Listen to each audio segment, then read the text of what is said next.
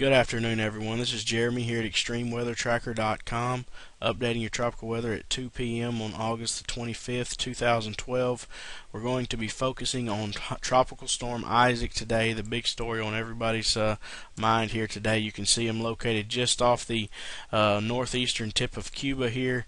If we turn on the tropical points for Isaac, we'll see that the National Hurricane Center has Isaac going off to the northwest, affecting the southern tip of Florida as possibly a hurricane, and then possibly a Category 2, Category 3 hurricane in this area here. So this is something that's very serious and we need to pay attention to, because this will impact the United States. And if you live in this area of the world and your hurricane preparations are not complete, they need to be done immediately, and you need to definitely heed the warnings of local officials if your area is placed under an evacuation order. So let's look at the close-up of Isaac, and you can see the cyclonic turning just off the northeastern coast of Cuba here. Sometimes these land masses tend to want to hold on to these storms, and he may wobble down the coastline for a time, and we'll see how long that west-northwest trend continues, as it could have an impact later on in Isaac's life.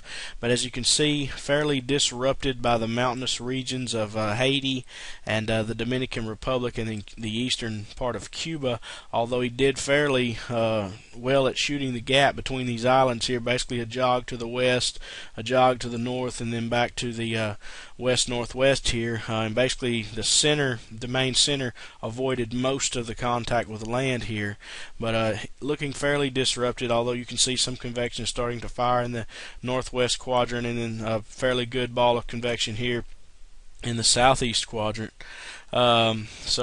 Isaac should get his act together back in the Florida Straits here, should move out over some very deep and warm waters here, so could rapidly intensify over the next few days. I know you guys have heard this, but over the very warm Gulf waters, there's definitely the possibility of rapid intensification.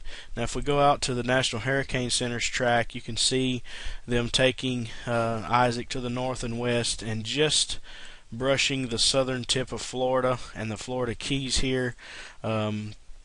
Basically, that'd be Sunday evening, and then 8 a.m. Monday morning just to the west of Florida.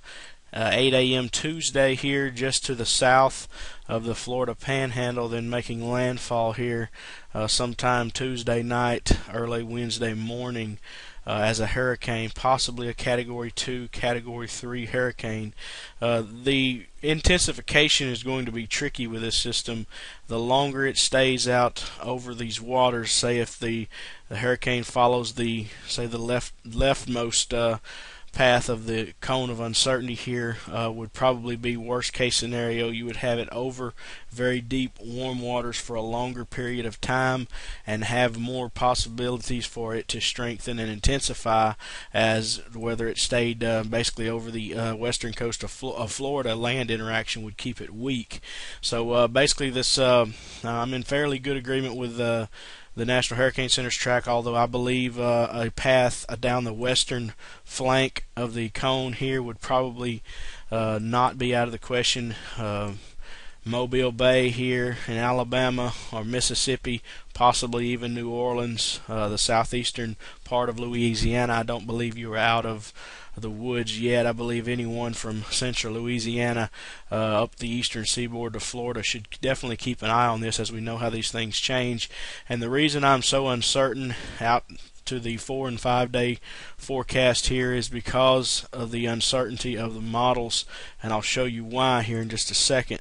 If we go out to the model runs, you can see there's still great uncertainty out in the northeastern Gulf of Mexico. There's a fairly good consensus taking it just to the south of Florida here through the Florida Straits, and I'm in total agreement with that northwestern motion.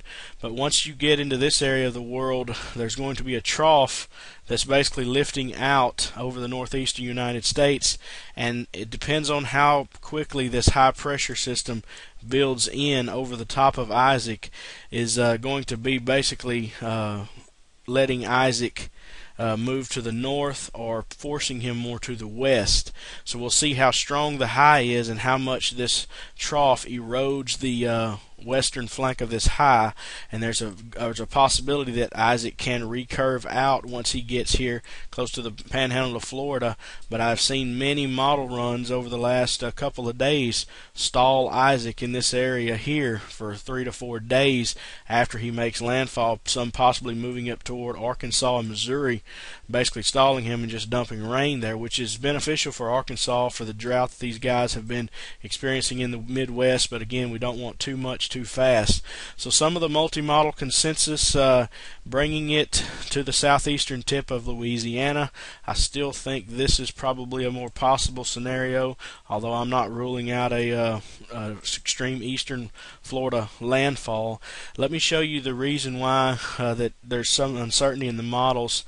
This is the GFS model. This is the latest run of the GFS, and you can see basically has moved west. You can see a very powerful hurricane here making landfall on the Alabama-Mississippi border here, and this is surprising to me because the GFS has been trending in this area of the world, so it has shifted west today, and we'll see if that trend continues this evening at the 18Z runs. But it has trended to the west, and then if we look at the European model, which has consistently been west, it has trended to the east and making landfall on the Florida Panhandle, although lately the last several runs have made landfall somewhere just to the east of New Orleans here, Alabama-Mississippi border here, and this has been consistent over the past few days. So basically the GFS has moved to the west and the European has moved to the east.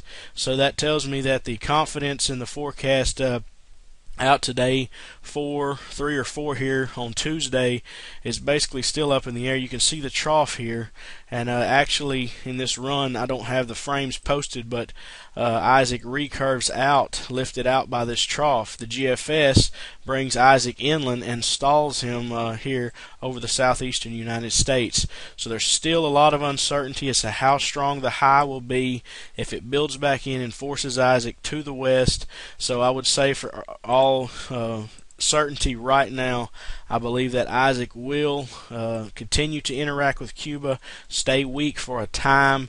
Definitely those in the Florida Keys need to be preparing now.